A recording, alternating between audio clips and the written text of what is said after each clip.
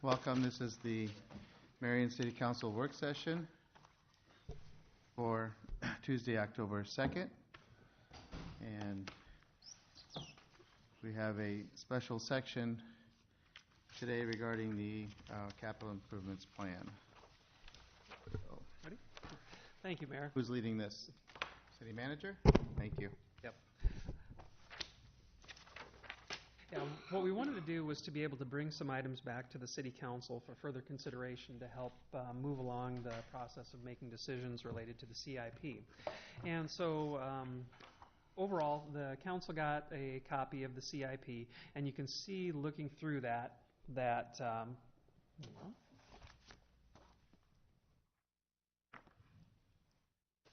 there are funding gaps that are identified in every fiscal year covered in the plan. So it starts out with FY19, the fiscal year that we're in right now. We would anticipate that there's a need for additional funding of about $12.49 million. In FY20, it's 33.2, peaks at 39.3 in FY21, and then drops in FY22. I think most notably that's when a lot of the big facilities projects and things that the city had been contemplating would drop off, and then is back up again in FY23. There are major categories that the projects naturally divide themselves into. Annual programs are the ones that I think internally we would consider to be your operations and maintenance programs, the ones where we're doing preventative maintenance, doing normal repairs, taking care of the infrastructure that the community currently has. We have facilities, which is fairly self-explanatory, would include repairs to existing facilities that would rise to the level of capital improvements, but also constructions of new facilities. We have a category for general government. General government covers some of the projects that are large enough that they would hit the CIP, things like the compensation study, major plans that would be done through the planning department, like the comprehensive plan update.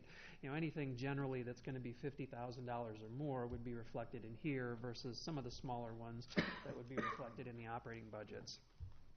We have, of course, recreation, and then you get into enterprise funds with sanitary sewer, stormwater, and then finally wrapping up with categories like trails and transportation. So when the staff went back and reviewed the work session that we had with council to determine priorities, the largest priority, or one of the highest priorities from the city council, was annual programs. And philosophically, with annual programs, that's one of those things that internally need to be funded from annual receipts. We don't want to be going out and, for example, bonding or doing something like that for things that are annual repairs, part of the maintenance that you should be doing for the program. In general, what we want to do is make sure that we're restricting the use of our bonds to only those items or only those activities that have an estimated life longer than a bond. So, you don't want to go out and bond for 5 years on a squad car that you're going to keep for 4. And typically we would restrict bonding for things like rolling stock to those really large pieces of equipment. Think fire equipment or something like that, where it's got an estimated life of 15, 20, 25 years. Now, just to give you some perspective and some context as we move through the conversation, as a general rule for financial capacity, $3 a month on a utility bill amounts to about $500,000 per year. It varies a little bit from utility to utility just because of how they're charged and how things show up for an account.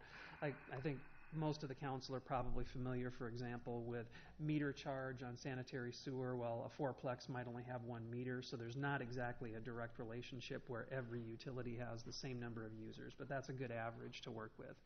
And so for the first part of the conversation, I wanted to really kind of focus on sanitary sewer and stormwater and talk about annual programs and what the capital needs are for both of those.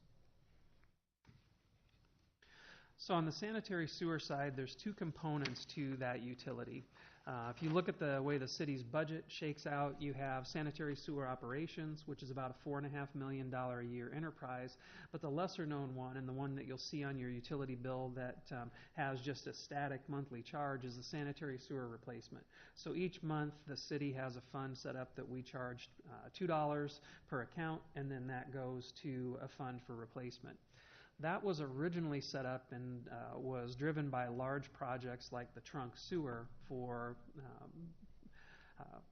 is being done across the entire metro area. It was intended to be a sinking fund so that the city could accumulate some cash, and then rather than having to bond either using revenue or general obligation bonds for every phase of that, we'd have some money that we would build up, and we could accompany cash with future bonding for that project. The local option sales tax took over the funding for a lot of the early phases of the trunk sewer. So rather than follow through with the original funding plan for sanitary sewer replacement, where it was going to be raised every year, I think anywhere between 5 and 9% over a number of years, we've left that account fairly well alone, figuring that we would need it in future years for the trunk sewer. And now that we've put the CIP together, we've really revisited the possibility of using that fund for some of the other items. If you look at the annual programs in the CIP, sanitary sewer, I know in your big sheet it's kind of, I think there's one on line 19, and then it shows up again periodically throughout the rest. But Amanda had handed out a sheet that shows the annual programs on their own sheet, just so it's a little bit easier for you to refer to rather than trying to dig through the one that has multiple pages on it. Mine's over here. Yep.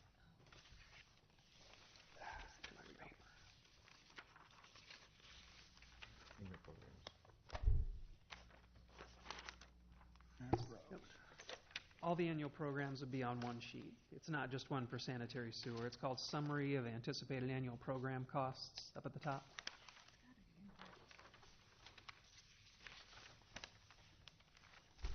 You talking about the one with sanitary sewer in the upper left-hand corner? Yep. Yeah. Okay, I think we all have it. Perfect. So when I average out the 5-year requests in the CIP for those annual programs, it comes out to an average annual need of just under $450,000. Now, this is a fund, as I said, that does have a fund balance in it, and so for purposes of this example, I'm using an estimated fund balance at $2 million. Now, one thing to note with this is that there is cyclical spending proposed in the CIP. If you look at some of the later years, like 2022, 2023, there are some major programs that would be proposed of $1 million each, versus working on some of the annual programs where the operating amount is a little bit smaller. And that's something that's really kind of critical. So when I looked at this one, I used the balance and then put together a scenario for how to fund the requests in the CIP using that fund balance in part as working capital, but then also drawing it down over a period of time, and then at the end of the CIP starting to build it back up, figuring that in the next 5 years of the CIP from 2025 to 2029, 2030, we may see something similar where you have so much that you're spending per year, and then you have some big annual projects that you want to try to do in a couple of years of that plan. So in this example, if you were to take the monthly sewer bill and add $2.50 a month to it, starting on January 1st of 2019, and then do that again in 2022, we could fund everything that is listed in the CIP as it shows right now for annual programs. The first couple of years, the balance in the fund actually starts to build up, and then in those big years, 2022 and 2023, you do actually draw against it. So to kind of illustrate that, the 5-year peak balance hits $2.275 million in FY20, and then it draws down as far as $475,000 in FY23, but then it rebuilds back up to $755,000 in FY24. And I'm not 100% sure if this will show up well where you can really see it, but I wanted to illustrate it for you.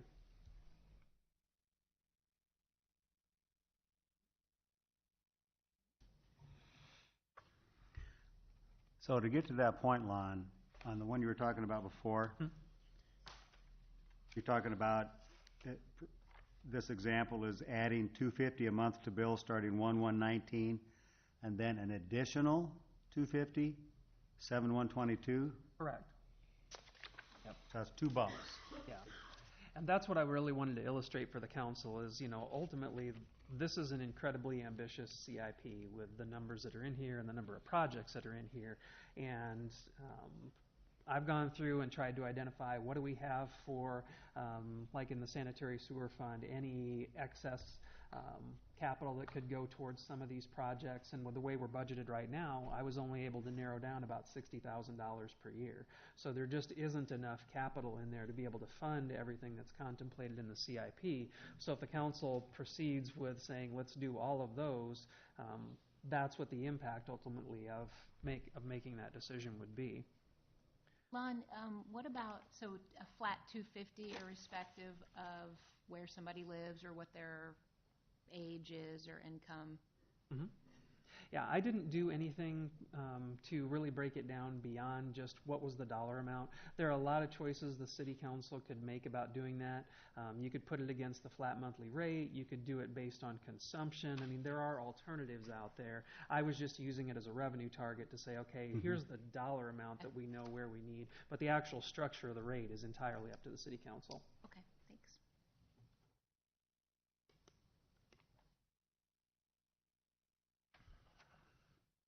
Now that I've moved out of my PowerPoint, I'm not 100% sure how to get back in it. There we go. So take. That. Sorry, I need some tech support. It's right there. Okay. Exit out of it. This illustrates the need for the $150,000 line item for the AV improvement. I'm just kidding. What is going on? There we go. Now I can't see it here.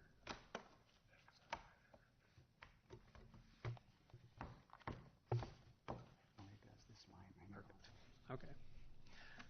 Back in business.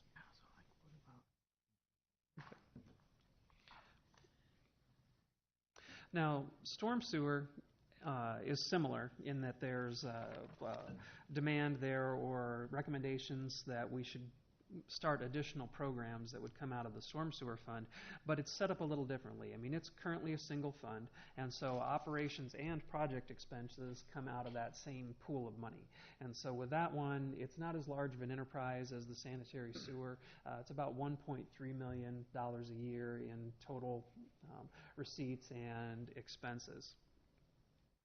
If you look at what's proposed in the CIP, the average annual need is actually fairly similar to sanitary sewer. It would be a 5-year average of just a hair under $423,000. I'm just using a ballpark of a fund balance, figuring that it would be about $1.125 million. But unlike the sanitary sewer, where you see this starting out low and then a peak and then coming back down, this one, the storm sewer, is projected to rise over time. And so when I started looking at the cash flow for this utility, it comes out a little bit differently. So like with this one, because some of the new programs are not projected to start right away, that gives us a little bit of breathing room. So when I looked at the utility rates here and what the impact could be to the ratepayer, if you were to add $1.50 to the bills starting 7/1/19, so 6 months later than sanitary sewer, and then do it again in 2021, you'd see a slow draw on that fund balance over time. Now, one thing I would say with both of these is that while I did put some factors in there for growth in the number of accounts, I wasn't trying to be overly aggressive on that and saying all of a sudden we're going to be adding 300 new accounts a year. I just looked at the trends over time to see what was happening with collections and kind of moved that going forward without trying to be too optimistic. So in this case, you end up with a 5-year peak balance earlier. It's about $975,000. That would actually be in this current fiscal year, starting in FY19. And then over time, it draws down about $55,000 a year to where ultimately you end up at the end of the 5-year CIP still with about $755,000 in the fund balance. With this one, because you're starting it in there a little bit later and because it builds over time, it draws down more slowly. You don't have those years in the middle where you're taking a big chunk out of the fund balance all at once. So it comes down more slowly.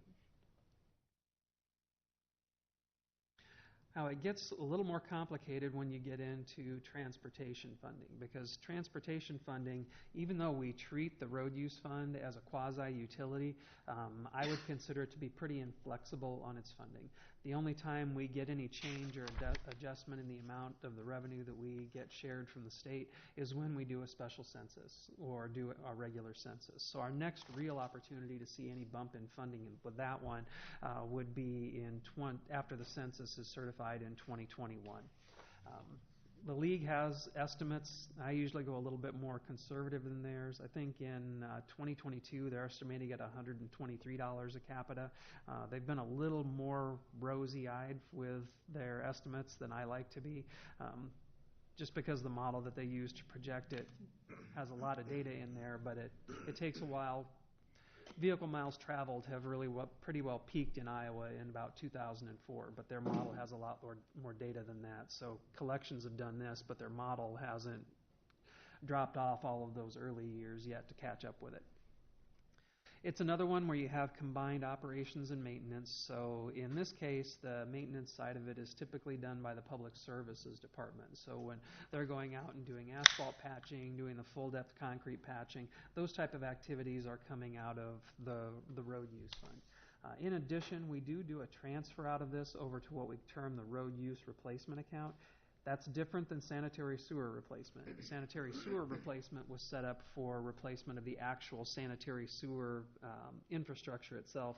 The road use replacement was set up for the replacement of the rolling stock and the operating equipment for the road use fund.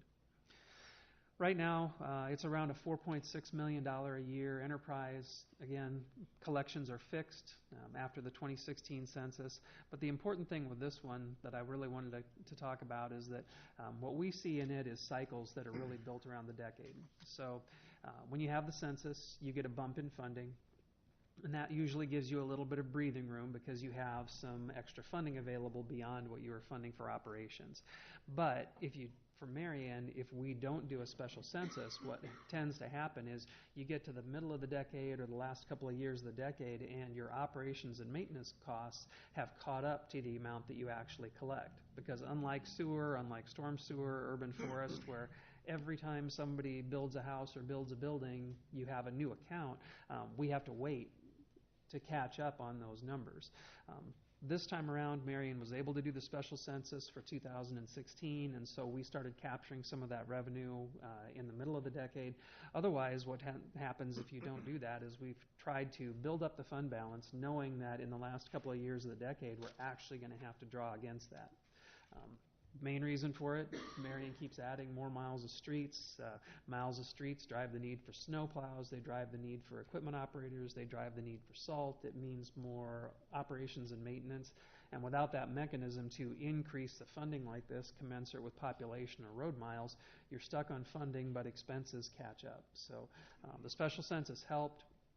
When I looked ahead and just did some quick estimates of what we might be able to say we kind of have per year available after the next census, it's between $480,000 and $540,000 in kind of new money that we would need beyond what we would expect to have for our fixed expenses. So this one, in the transportation annual programs, the biggest single one is the asphalt overlay program. We've identified a need for that one to be at a minimum of $1 million a year. We've talked with council before about whether or not this would be an appropriate one to go out and put in front of the voters for the capital improvement levy. Beyond that, though, when you look at the other programs that have been proposed for transportation, and this would include things like a traffic signal program, pole replacement, items like maintaining and expanding our traffic preemption system. Over the 5 years that are in the CIP, there's a new need identified at $814,000 a year. And because this one has fixed funding, it's pretty difficult to be able to make that work. We have historically supplemented some of the items that get lumped under transportation with bond funding, most notably subdivision major streets. That's the one where developer comes in, is putting in a street that goes along a collector. We say a collector has to be 31 feet wide, but our code says that the developer is responsible for 26 feet of that, so we end up as a community paying the difference. That's when we talk about subdivision major streets, that's what we're referring to. So the I have an extra slide in there.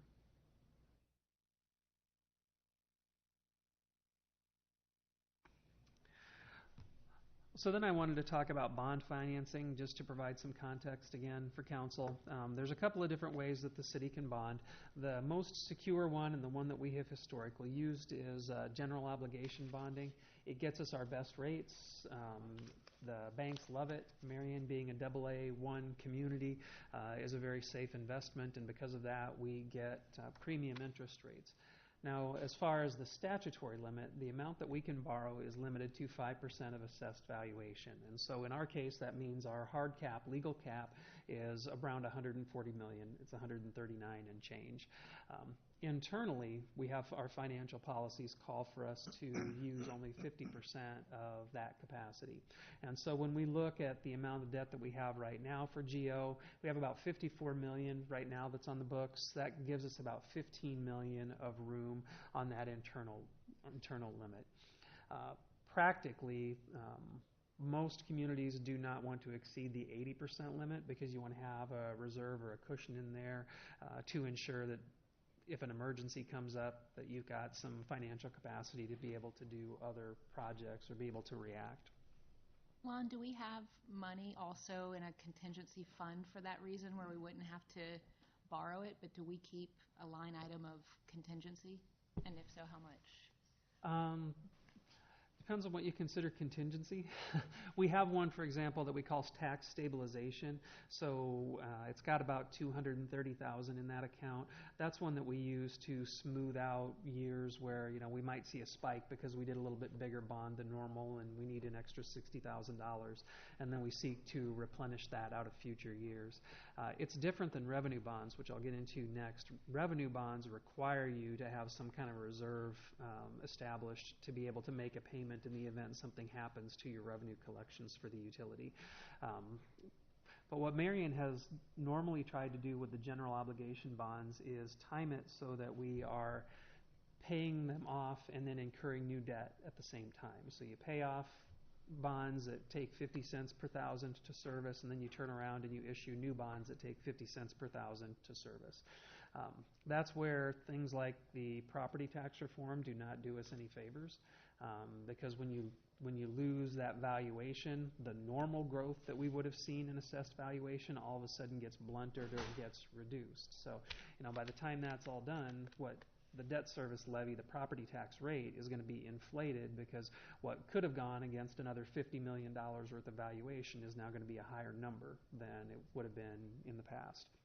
Debt service levy is one that there is not a limit on, like there are many of the other levies in the city's property taxes. So how much you use and how much you're willing to put against that is entirely at council's discretion.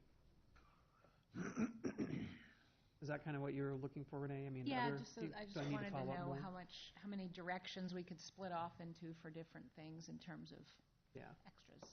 Now, a lot of the stuff that you'll see in the CIP is reflected there because of their large purchases. But generally, especially with equipment, if it's coded as equipment, we have replacement funds that we set aside on an annual basis to be able to replace that equipment systematically. I think one of the things that the departments do well is evaluate whether or not they really need to replace it. So it's pretty routine for us to say, okay, we figure this car is going to last 7 years, and depending on condition and maintenance needs, we'll run it 9, 10, 11, 12, or then finish using it in one department and transfer it over to another department. I will say that historically, because of the constraints on property taxes, it is difficult to make sure that you're putting 100% of the money that you need to in that fund. We've tried to be more diligent about it and comb through it to make sure that we're being realistic about when we need to replace things.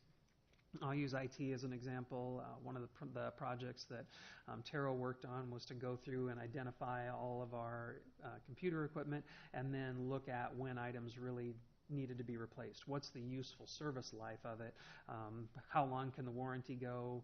Can we extend the warranty to make sure that we're spending as little as we possibly can out of equipment reserve? But when you put those into the CIP, I'm not going to say that I consider those to be off budget, but they have a dedicated source of funding, so I don't look at those as being in there necessarily competing against other projects, because we have money set aside to be able to replace a lot of that rolling stock and other equipment that we use just in the course of normal operations. Lon, can you give me some more information about the internal 50% limit? I recall that was set in past years. How long ago was that set, and how does that percentage compare to some of the other cities around here or other cities our size? Do you have that information? Well, we were just looking at the financial policies, and when did they date back to? The financial policies probably date back to the 90s, but I'm sure there are earlier versions as of the 80s, 70s. I did ask Tim Oswald for Piper Jaffray this question because it is one I've always asked and wondered myself. I was told that most cities' policies, he sees some that go all the way up to 100%, but most commonly it's at 80. So conservatively, we are very, very conservative at 50%. Policy, though, also does not mean use, so there's always that consideration. And I guess part of my question was, yeah, so I appreciate knowing what the other cities' policies are. I think part of my question was, so we're sitting at, what, 54 divided by 140, so we're at about 42%. Mm-hmm. So on that percentage of the 42% of what's outstanding, how do we compare to some of the other towns our size or around? I haven't looked for a couple of years. Last time I looked, there were some communities like Bettendorf, for example, that had a lot more debt issued out there than we did. I don't know if you've looked at that recently, Leanne, with the 10-year annual financial report or not. Okay. Okay. We'll give Leanne a chance to pull that up. I will say that historically Marion has been low compared to other communities. The struggle that we have is that if you look back 10 or 15 years ago, the numbers were very low. But there's kind of a combination of factors that I've tried to cover with council in the past about what we're seeing related to that. It's easy to pick out the lowest year that we ever had and say, you know, well, this was how much Marion was carrying. We have, when I've looked at it, we have peaked up in the 40 and 50% range before. Last time that we saw that was when we built Fire Station 2 in 92 and then followed it up with the library in 95, 96. Marion hit a peak and then slowly worked its way down. The biggest thing that we're running into now, though, is simply the age of the infrastructure and how much of it was all put in at the same time. So much of Marion's road network and sanitary sewer network was put in during the first suburban boom cycle after World War I that it's all just aging out of the system at the same time.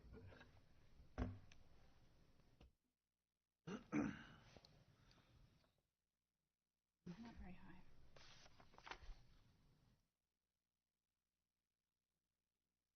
Okay. So if we look at some of the other communities out there, for example, Muscatine, Cedar Falls is low on debt at about 8% of capacity used. Bettendorf was sitting at about 73% of capacity used. Burlington and Clinton sitting at about 66% of capacity used.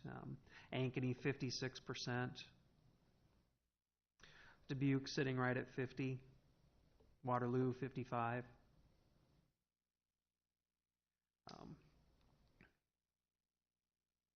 One of the other measures we do use to take a look at that is actually the amount of outstanding GO debt per capita. How much debt do you have per person in the community? And just looking at this list, it looks like Waterloo is the high at about 3,800, just a hair under 3,900 per person, and the low would be Cedar Falls at 311 per person. a lot of them in the 1,500 to 2,000, 2,800 range.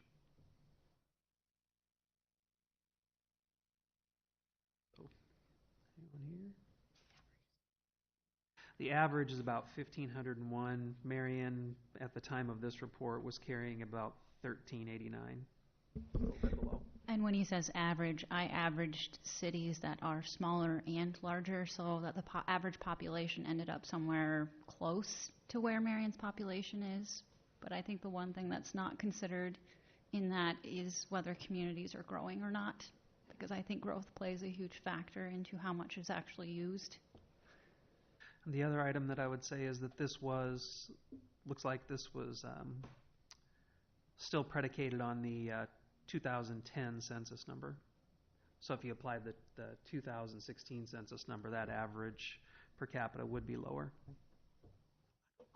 So, yeah, we're all just kind of wondering up here, what makes it so that Cedar Falls can have such a low percentage of their debt capacity used?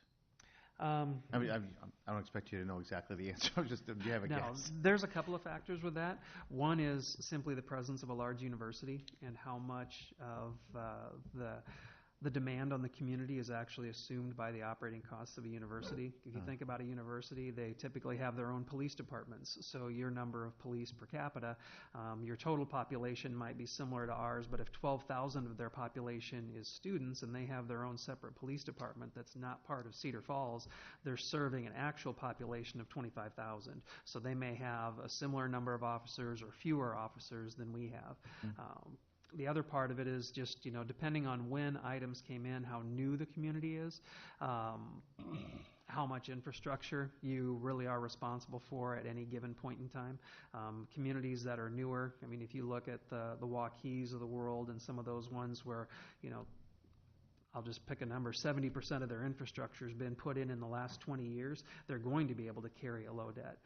The other factor is simply the mix, and this is why we talk about it so much, of how much tax base do you have per resident.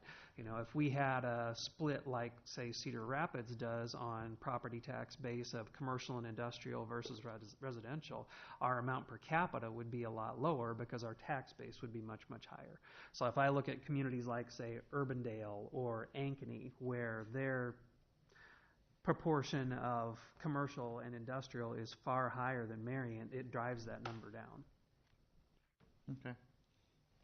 Just curious. Thank you. What year did you say that information was, Lon? What's the date of it? 2016, 2017. Thank you. Yep.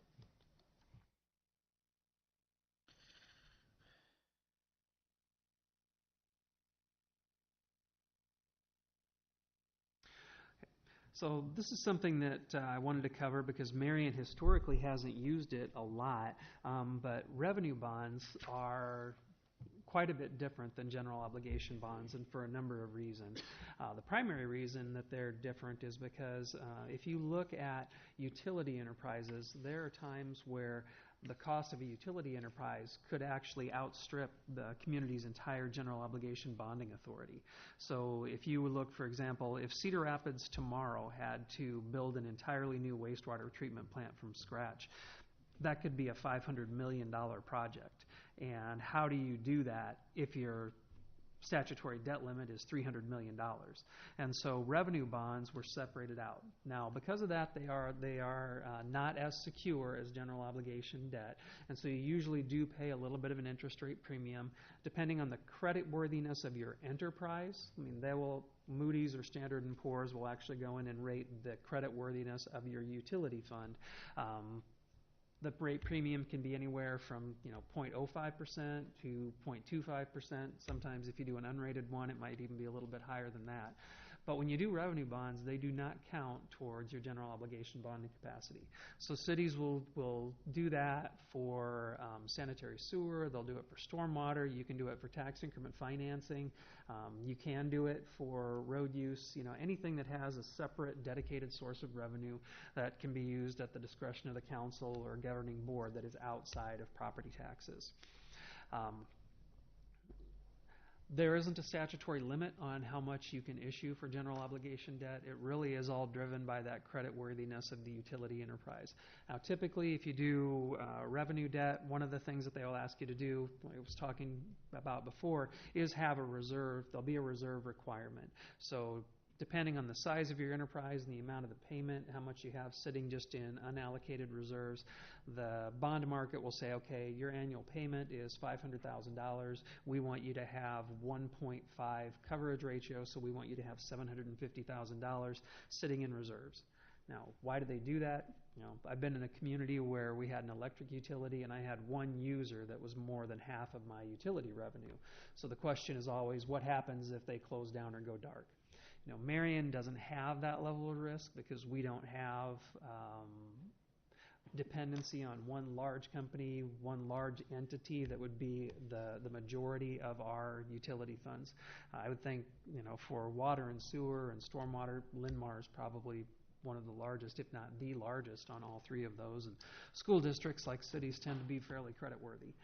So I don't know that Marion would have some of those struggles, but that would be part of an analysis that would be done by either Moody's or Standard & Poor's. And I just want to clarify, because I think you misstated it, but there's no limit on revenue bonds. Correct. Right. Did I say GO? Bonds. Yeah, GO there is. Just so that there's no confusion. Okay. Yep. They do not, revenue bonds do not count towards your GO bonding capacity either. Right. Okay. Yep.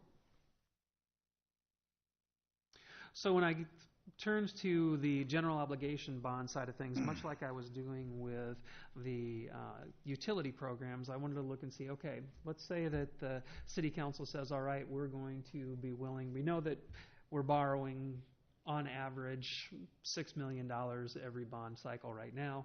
We're going to increase that to $10 million to fund some of these programs. As you increase the amount of debt service that you have to pay on an annual basis, what does that mean to the average property taxpayer? And so just for round numbers, I said, okay, we're paying, call it $6 million a year in debt service right now. If the council said, you know what, we're comfortable taking that up to $7 million a year, that equates to about 60 cents per thousand on the property tax bill. So if the property tax rate this year is $14.21, if we say we're going to up that and take in $1 million a year to service debt, that would push it to $14.81 per thousand. That translates into about $12.4 million on a typical bond that Marion would do. And when we've been working on bond forecasting in the past, one of the things that I took a look at was what happens if we just continue with the scenario that I was talking about before, where you pay off debt and you replace it with new debt. How much can we expect to see in natural growth in bonding capacity without making any changes to that rate? And so for FY19 and FY20, since Marion typically had been on an every other year bonding schedule, that would mean we'd have about $5 million available, and then the follow-up bond in 20 and 21, we'd have about 6.16 that we would expect to be issuing. And so those are not numbers that are sufficient to be able to cover what's in the CIP right now. But that's the bond, the amount of the bonding? Okay, not the increase in in capacity. Okay. And when I was projecting these, I was trying to be a little conservative on how much our valuation would increase. I used 2.5%.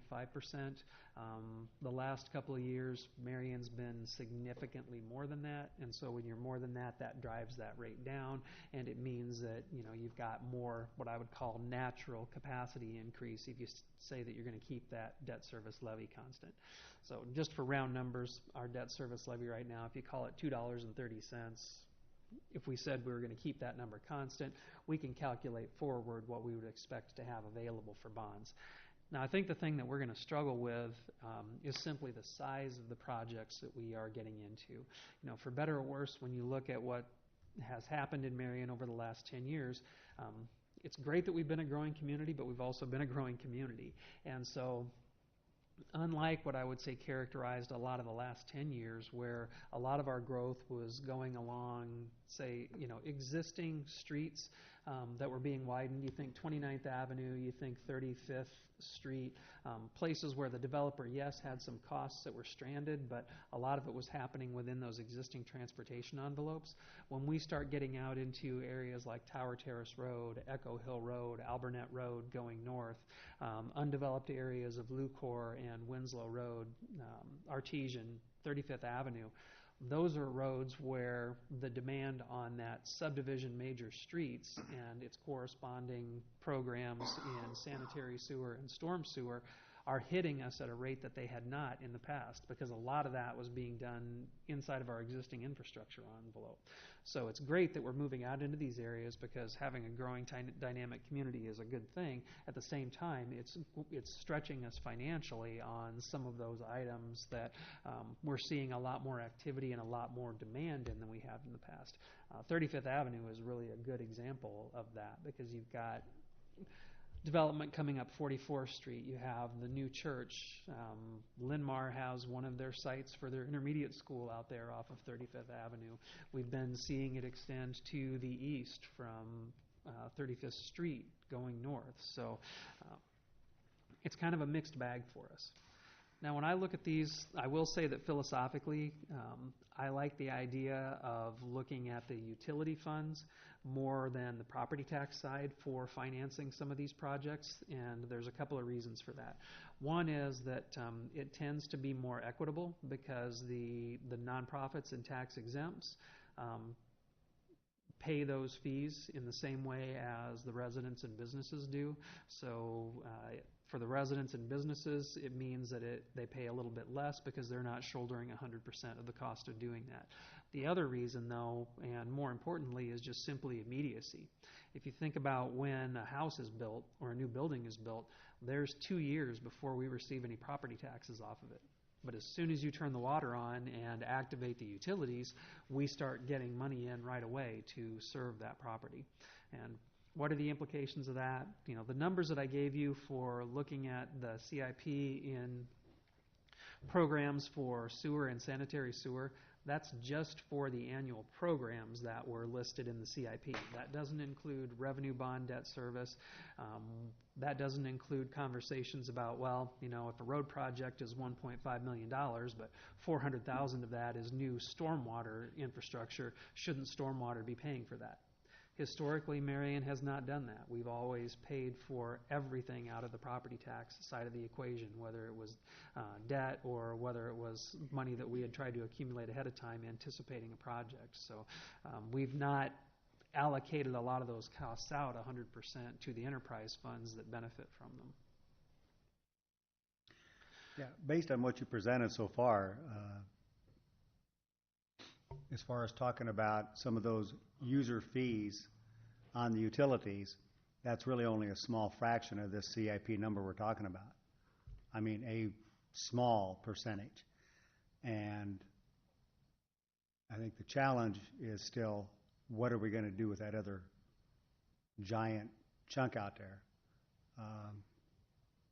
Because if you were to try to finance it in this manner, with everything we have out there, it would be astronomical. Yeah. So, I mean, so taking that part aside and begin making it a, you know, I've always believed in user fees. So that generally is many times acceptable, but again, that's only a small fraction of everything we're proposing or discussing. Yep. And that's really, thank you for the segue. You're welcome. Because really the discussion that I wanted to have today is for City Council, what is the pain point? What do you think is a fair and equitable number when you look at simply the volume of projects, everything we have coming our direction? What is a fair and reasonable number to expect or ask of the citizens to be able to shoulder to pay for the costs of doing that? And then from there you start having that discussion about balancing utilities for taxes, but ultimately for us on the staff side it comes down to go or no go on a lot of these projects. Now, if you say no, we're not going to do this project this year, it doesn't mean that that project doesn't need to happen or that it's still not an important project. But if you say we can't afford to do that in FY20, well, then it gets thrown into the mix for rankings in 2021. And if it doesn't get funded in 21, it gets looked at again for 2022. I will say that other than the ones that we had identified sources where we already had committed funding, I didn't include the impact of any grants or anything like that that might be out there. So some of the projects, like the trails projects that we have going on, we know we have committed funding for the CMPO. So when I was looking at my estimates for revenue needs, I only looked at the local portion. But some of the other ones, like intersection projects where we might get traffic safety funding, or the airport where we might get additional funding for future phases, since it's not in hand, I didn't count on that. And so I just put it together thinking, okay, what does it look like if we have to rely on local funding for those? And that's all reflected on your spreadsheets. Anything that we are if we have it or we're relatively sure we're going to get it, is shown as an appropriation. If not, it's shown as a request. So that is all reflected on the spreadsheet.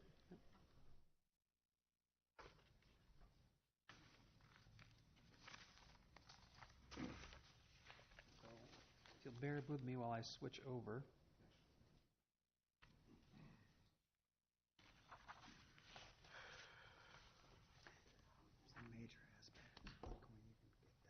And I know that you're not going to be able to read this very well because it's really, really, really tiny. But I have been doing some work to kind of break down what things look like. To Steve's question about what does it look like when you do bonding, or how does that impact bonding on some of these projects? And so just looking, for example, at fiscal year 19, the one that we're in right now, we've already done a bond issuance this year, and because we did the bond issuance and did a refinance, we have some capacity left, but not a ton, to stay underneath a $10 million annual cap. The $10 million annual cap is what they call bank qualified notes. Communities that issue under $10 million a year can get what they call bank qualification, which gives you a little bit of premium on your interest rates. If you exceed that $10 million number, you can't get the bank qualification. It's not a huge delta, but it's about 0.05% on a typical issuance. And because Marion, we always try to leverage the lowest rate financing we can. For this calendar year, we need to stay underneath that cap. But we did, knowing that we had some bigger projects coming forward, we reserved about $1.3 million, I think, during this calendar year that we could use. And it's a little weird because we budget on fiscal year, but that bank qualification cap applies to calendar year. So as of January 1st, we're back into another $10 million that we could do in any combination of bonding. Their $10 million cap includes revenue and general obligation to stay underneath that ceiling. So is it your goal to stay underneath the ceiling? What I would like to be able to do is, there are going to be years where we probably are not going to be able to. I mean, if you think about things like the police station alone, if you were trying to do that all in 1 year, would put you over that cap. So some of those years where you might have a large project or two large projects, we're probably going to have to bite the bullet to do it. We would try to make sure that we don't. Like even when we did the police station, we split the notes on the police station on calendar year to try to stay under 1 year, and then do a smaller issuance in the next year when we knew we weren't going to get the bank qualification. So, we try to make sure that we're being responsible. We have gone over that limit in the past. I think we've only done it once. Okay. And I think it was due to the PD. Sorry, Joe. But you weren't here, so we can't hold you responsible for that. But the only difference of going over 10 million is 0.05%. Typically, yeah. Okay, I mean, that's not, it affects it, but that's not significant. So. No. If you were running really, really, really close to the wire on your bonding capacity or debt capacity, it'd be problematic. But for Marion, it typically, we've never been there. So the next thing I did was just really kind of go down here and break out, okay, which pieces of the FY19 program would go towards general obligation debt, which ones would be what I'd call reverse referendum, and then which ones would be revenue backed. And so when you look at the amount that's in the CIP, that 12.447, when I break those out, I come up with about 5.84 that would go against the debt service levy. And then that leaves the rest at about 6.6, that would be revenue-backed bonds. So in this case, there's two different pieces. You've got the public services facility, which is programmed in at $3.5 million, and it's critical to point out that that's the public service building.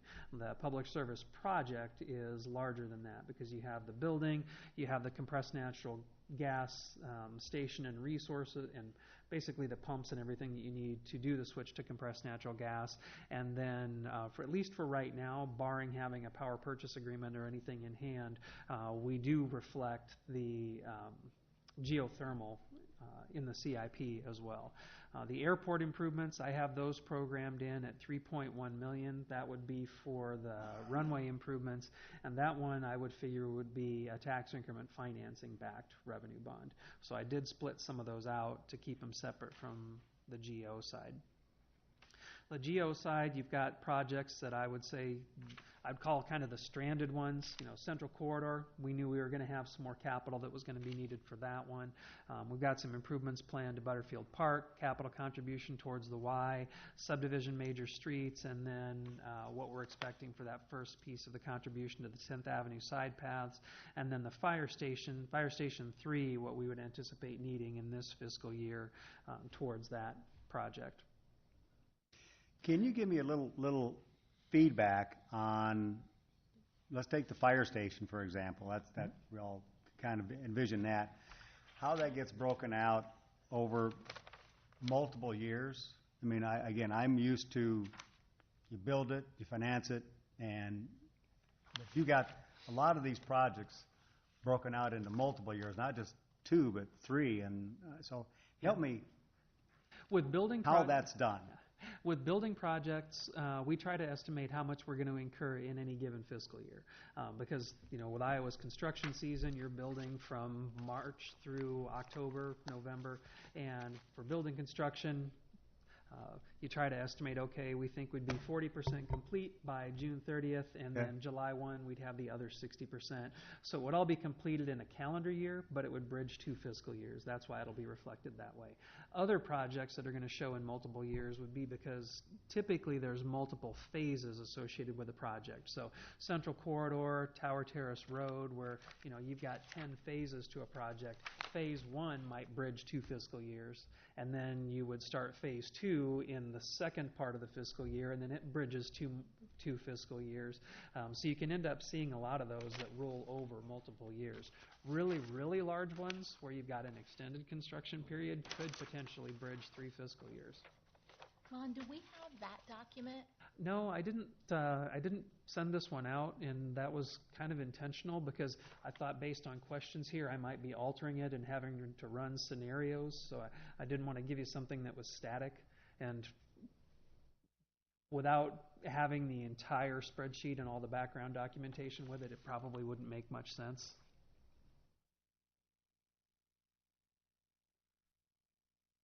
So you've included in that Excel sheet everything that is listed on down here for current year, for fiscal year 2019.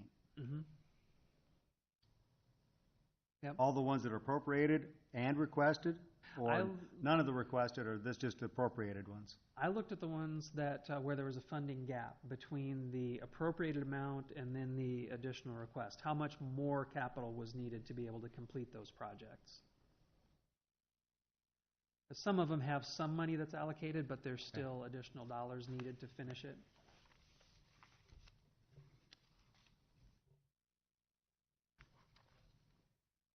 Yep. Nice question. Go ahead. So I understand. I can follow that. Mm-hmm. And that kind of gives us a look at what we anticipate would be the bonding need and how that's financed for 19. Is that something you envision doing for the next couple of years after that, to say how are we, if we try to do everything on here, what's it going to do to our debt service levy and our debt service percentage, or our debt level? Yeah, it comes back to that term that I used before, which is what is the pain point? How much do you as a council think that you're willing to be able to go out and face the political heat for saying, well, my utility bill went up $5 a month and now my property taxes are going to go up $200 a year. That number is really going to drive what we can do with the CIP, just how comfortable you are with some of those changes or scenarios. I've used the phrase before that I look at the numbers in the CIP and some of these out years, and barring us getting a billion-dollar fertilizer plant or something like that built in town, some of it we just aren't going to be able to bite off. And then I also start asking questions. It's great to have them in the CIP, but do we have staff capacity, and do you as a council want to be answering the phone calls because we're doing 5 different major intersections in 2020? Well, that's another question I was asking Nick and talking about with Amanda earlier today, is the concern I have with these gargantuan numbers on here. And again, each project in and of itself, is a good project. But I also look at this calendar year, 2018, and it raises the question, what are we actually able to complete and manage and get done? Because I see us falling short of our goals for this calendar year on what we thought we were going to get done. And I'll use a prime example of that is the 7th Avenue Corridor project of 6th Avenue between 13th Street and 19th. I mean, that is sorely behind schedule. So if I take that as an example, I have a really concern about question is how much pain can the tax holders do? The other question is how much pain can our staff do and handle and manage? And how are we really going to get, we can't get all of this done in one of these years anyway.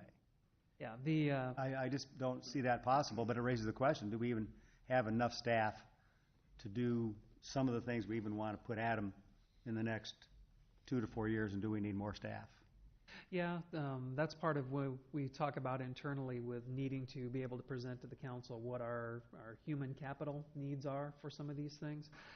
As the community grows, we've tried to add staff where we can strategically, knowing that we've got needs coming towards us. But again, because of that gap with funding between when the need is incurred with properties being built and then when we actually get tax receipts from it, we're always at least 2 years behind on staffing. Anything funded out of the general fund, we're always at minimum of 2 years behind where we should be.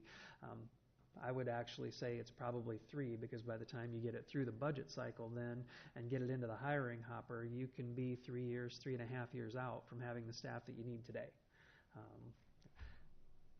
It's and I don't want to sound like I'm complaining, because there's 900 communities in Iowa that would love to have that problem, that are actually going the opposite direction. But it does create its own unique set of challenges as a growing community. But I think especially when you look at a lot of the projects that are in here, engineering projects, the engineering department is good about knowing what they can handle in-house and where they need to bring in outside expertise. For example, we don't try to do roundabout design or things like that in-house. Full-scale roundabouts, that's an area of specialization that we just don't have. Same thing with traffic signal projects. That's not something that we normally have the expertise in-house to do, so we contract that out. And when Mike puts the budgets forward for those projects, he would anticipate those expenses would be included in those project budgets.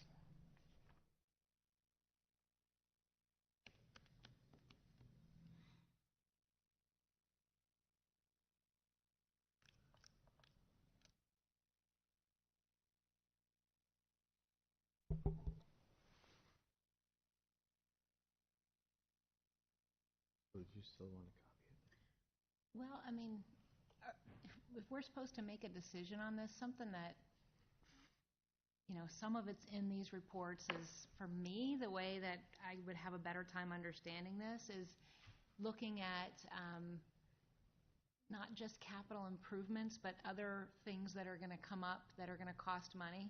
No offense, Joe, but, like the strategic plan.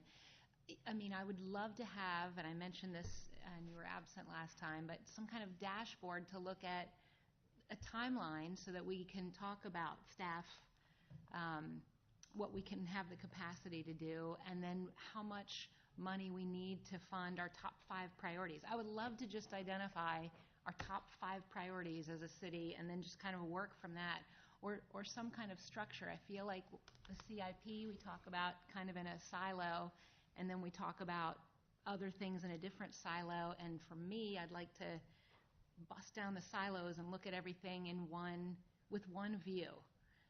So it's hard to just look at this sliver, maybe make some decisions here, and then, at the next meeting have discussions about more money we're going to need for other things that are, in the pipeline. So I just have a hard time considering how much pain, the pain point, when we're not really lumping everything in that's going to cause the pain. Yeah, and when it comes to especially the utility funds, one of the things I have tried to do here is to break out the capital improvement side, because one of the traps that communities can fall into is looking at everything together and saying, okay, we need to raise our utility rates $4. And then what happens is over time, that $4 starts to get, when you blend them, it starts to go more and more towards operating costs. And if you're not rigorous and you're not very deliberate about it and making sure that that money is set aside for capital improvements, it tends to get subsumed in the operating cost side of the equation. And so that's why, when I look at these, I would really like us to take a strong look at separating those out, so that rather than having a utility bill that might just show stormwater, it might show stormwater and then stormwater capital projects or something like that. So when the council sets that rate, we know that that rate is protected, and that's what those dollars need to go for. Because then we're actually separating the operating cost discussion from the capital projects discussion. Because I understand where you're heading with that, Renee, but in large part, what we need for staff is driven by this. How much work we're expected to do, how many projects we're expected to handle has a huge impact on the staff and how many people we need in order to be able to do some of these things. So I struggle myself, honestly, with which one should we be talking about first, because it is kind of a chicken and egg problem. Now, if the council says, we need to look at this, and we say that this is how much we're willing to charge, then we go back and say, okay, this is how much we can handle with our internal staff capacity. These are the projects that we simply cannot do or can't get done. And to Steve's point about the number of projects that we can get accomplished, projects that we have operational control over, where it's not a developer-led project like that one, it's a lot easier to dictate timelines. Then you can do liquidated damages. You have more control over the overall timeline for the project. But even with those, some of the things that we do to try to save money will drive it. Engineering, for example, has put projects out to bid we might put it out to bid in the middle of the year, but say you can start as late as April of next year, because then the contractor can line up work for next year and we get better quotes. I'm curious why you can't have penalties in in a developer-led project. I mean, it's a contract. You're paying for it. We might just consider that in the future. I mean, why is that any different? No, anytime we've done something like that, if there's a weakness that's revealed in the contract or a weakness that's revealed in the agreement, we try to address it the next time around so that it doesn't happen again.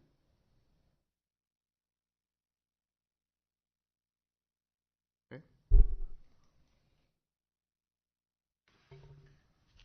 So clarify one thing for me, Lon. Yeah. On that number, go back up or down.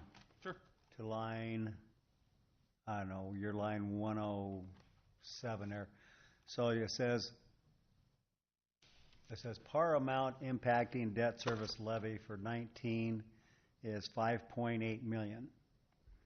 So is that the number that if we do all those projects above, that would be the amount of additional debt we would incur above the normal 5 million or 5 to 5.5 million that we normally have room for retirement of debt? I would have to balance. So is this new debt above where we would be at in a normal circumstance?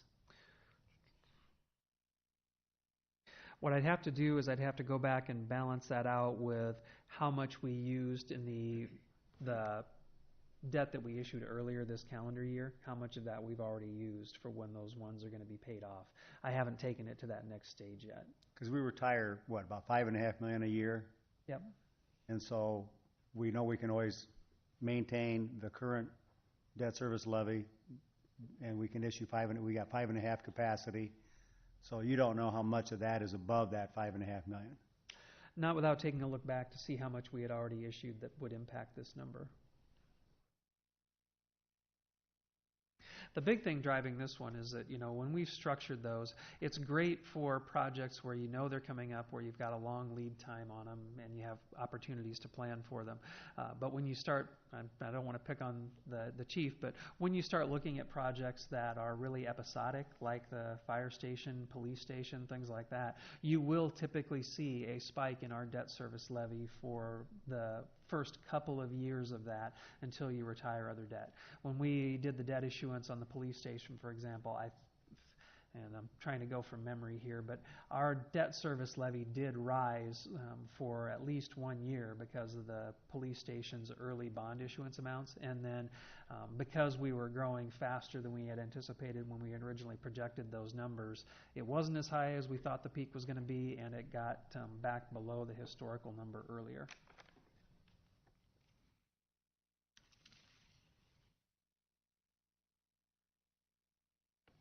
What I'm really looking for here from council is just, additional guidance on next steps. What other information? I think Renee's kind of outlined some of the things that she would like to see, feeling comfortable with moving to the stage of making decisions. Is to see, kind of the big picture. These are the projects. This is a timeline. This is how much we need to pay for it, so we can kind of just see everything in the context of the big picture, rather than just piecemeal.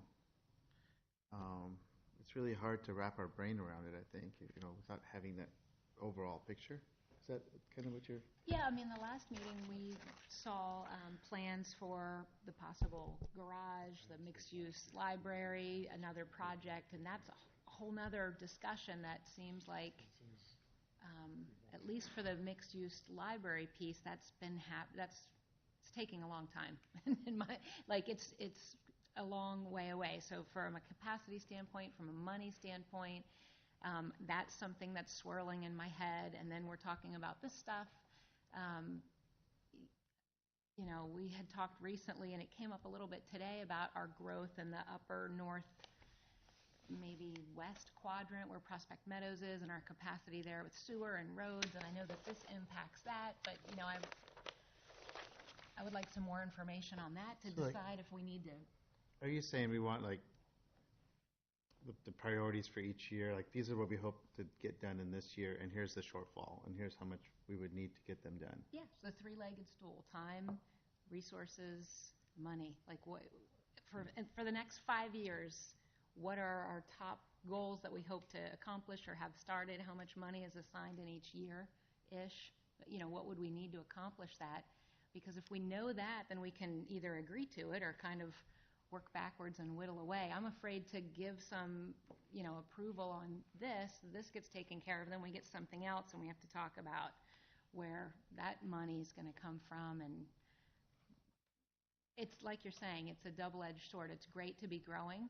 There are a lot of growing pain with that, but I feel like we need to look at all of our growth challenges kind of in one sweep at a very high level, like a dashboard of sorts. Well, yeah, I understand what you're saying, but if he were to extend this out for the sheet that we have here for this $190 million, if he were to extend this out for 5 years, you're going to see the amount of additional debt service levy be in numbers that I believe are certainly going to be above that pain threshold.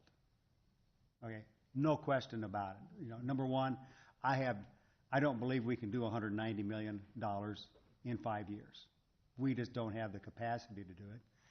2, I don't believe there's going to be that. I think the amount of debt service levy that is going to be needed to accomplish that is going to scare everybody. Yep. So I think it's really going to come down to how are we going to whittle this list down. Yep. So your first question of what are our top 5 priorities, I don't know if it's 5, 10, I don't know what they are, but your question of what are our priorities has to come about. How do we determine our priorities within this, basically, out of this $190 million, and how are we going to get to that point? So how's that $190 million going to get down to? Again, if I were managing this, I'd say you guys got to get down, figure out what we can think we can afford for a debt service levy point, And does that result in $100 million of projects or 120, whatever that number is? And then you whittle it down. I agree. So I don't know what this would be. If we take everything here and you did that sheet, and I know that's a lot of work, I think that sheet is going to tell us pretty quickly and start adjusting that, how you start getting to a number that we think is reasonable. Well, and that was the reason I wanted to provide some context on some of these, because even to talk about the annual programs, if the annual programs mean 3 years from now that the sanitary sewer bill is going to be $5 a month higher, are you even willing to do that? Because if the council isn't willing to do that, then we need to even start looking at the annual programs. And the one thing I would ask you to keep in mind is that this is not the exhaustive list of projects. These are just the ones that you told us to bring forward from your various thresholds at the last CIP ranking session. We have an entire sheet this long on the back of one of these for additional projects that aren't showing up in that 190 million. So in my mind, this is kind of the next round of doing that. What else do you want us to start chopping off in order to make sure that we can get down to the number that, that Steve is talking about, to where it's something that we can reasonably handle? I know I look at FY 2020 and think, we've got $2 million worth of intersection improvements and other intersection-related and traffic signal improvements planned for that year. Can we reasonably accomplish that? I don't know. I think a lot of that depends on how much of it is maintenance and how much of it is going to be done through public service, how much of it is contract work, and then how much of it gets done through engineering. But that's kind of the stage that we're at. Budget-wise? What's that? Are you saying people-wise or money-wise? You're concerned about accomplishing it. People-wise, schedule-wise, work plan-wise, it's one of those things where the amount of money that you're going to spend is a little bit elusive, because one intersection might cost you $750,000, another one's $100,000, but they take the same amount of work. But I think from my perspective, we're at that point where we really need to do that second round of pairing, to say, okay, help us on the staff side prioritize, because we're trying to maintain a balance between offering up to the council what we would see as priorities based on internal knowledge of the condition of the infrastructure, which pieces need to be done next, which ones are the oldest, which ones are the closest to failure, versus your priorities driving the growth of the community with an eye towards safety and making wise investments. So Lon, what list, let's just say we were going to start crossing through some stuff. What sheet should we be looking at right now to give you direction? Because we don't have that one. In the packet, it's the primary. The big one Primary list. that has all of them listed down through. 123 projects. Yep. Yeah. It's the real detailed one, That's for the regular. not the ones he gave us. Not the ones they gave us today. The one that lists all 123 projects. Yeah. There you go. Yep. Those, yeah. Yeah. On that sheet, the ones that are identified in the gray line and above, those were the ones that the council had identified as top priority projects. Does anybody need a new copy printed? No. Anybody got it? And they're in order from I'm what sharing. we had said before.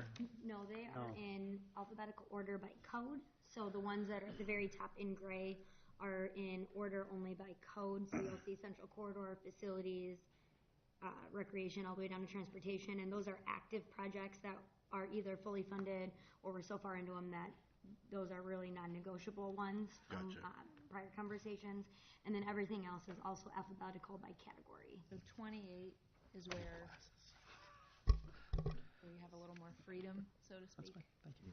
Well, I did a summary of all these projects. There are 13 projects over $5 million that represents $117 million, and 30 projects between $1 and $5 million that represent $66 million. So to whittle this down, there's going to be some major projects that have to get cut out. Oh, no. I mean, major. But from that standpoint, again, there's 123 on here. We are not familiar with a lot of those, every one of them. Again, some of them we understand because we've been discussing in city council meetings. Some are smaller dollar items, so I don't look at those as much. Obviously, 43, if you look at 43 projects, you're going to be looking at 95% of the dollars. So, I mean, that's where you focus your time on, are those projects, over $1 million, so.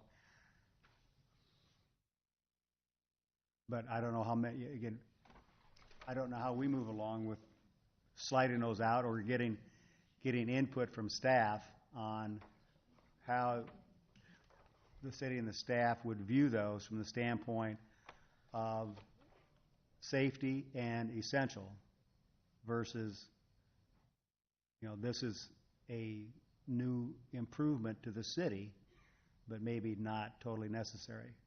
Mm-hmm. And to that point, when I started looking through, I focused more on FY20 for this to take a look and say, okay, the number in FY20 for the total bond issuance amount would be $21 million if we did everything that's listed in there. I looked at how much of that would go against the debt service levy. It ends up being $13 million. And then the next question I asked myself is, how much of that are we obligated to if we just do what I would call the stranded projects or your must-do projects? The ones that Amanda was talking about where it's like we're already way down in it. You can't build half a fire station, for example. And that number, rather than being 13.2, ends up being 6.8. So, you're getting down into the realm of more projects that are workable. But we're going to have that break in between ones that we need to finance versus ones that need to be done out of operating revenues. And so that's kind of where at least I saw it coming in.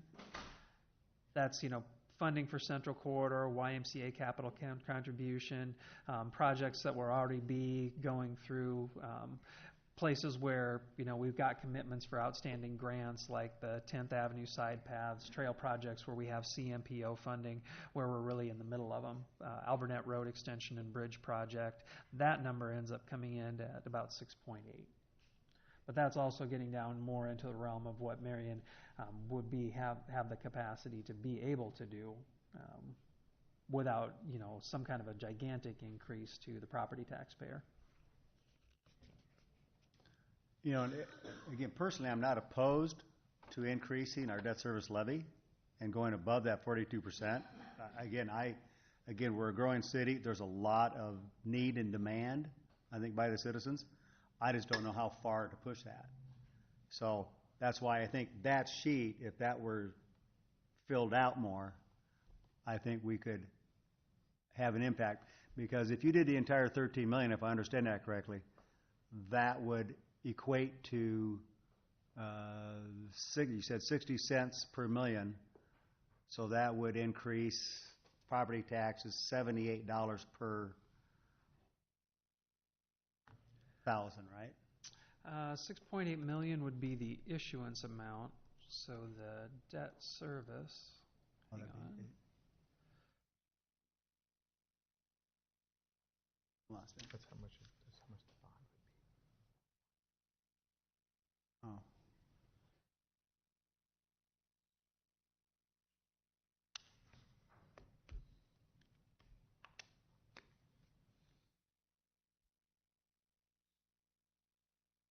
Oops.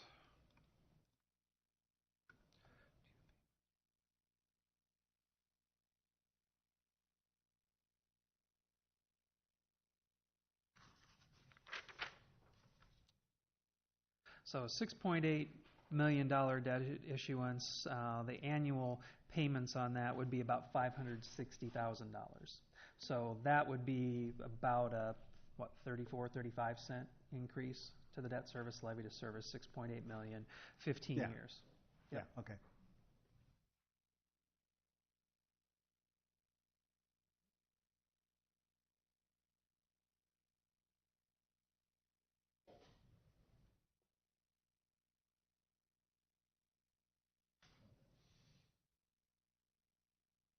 And I think the other thing that we're going to struggle with is because Marion had historically been issuing debt every other year, what we're looking at now, just with the size of the projects and to minimize interest carrying costs, we are looking at doing issuances every year. You're going to have more issuance costs because you're doing more, but at the same token, when we actually need the cash, there's no reason to have $3 million that you borrowed sitting in your capital projects fund for a year and a half, where you're earning 1.4% on it and paying 3. Mhm. The interest rate savings more than counterbalance that.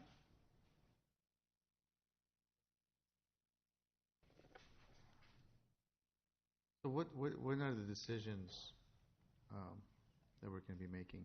I mean, what's the expectation here? The thing that we really need, or that I really need to start constructing some of the stuff that you're talking about, is some kind of guidance on, okay, you know, the package that you can bring to us. What we want to see what it looks like if we ask everybody in town to pay $50 more a month, or we're okay saying let's go out and ask them to pay $60 more a month total.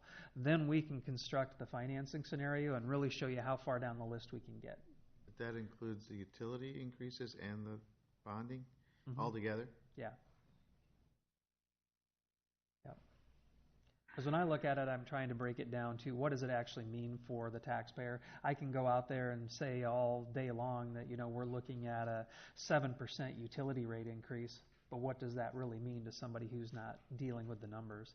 You know, just trying to break it down to the point that it's more understandable for people that don't do this kind of stuff as much as we do.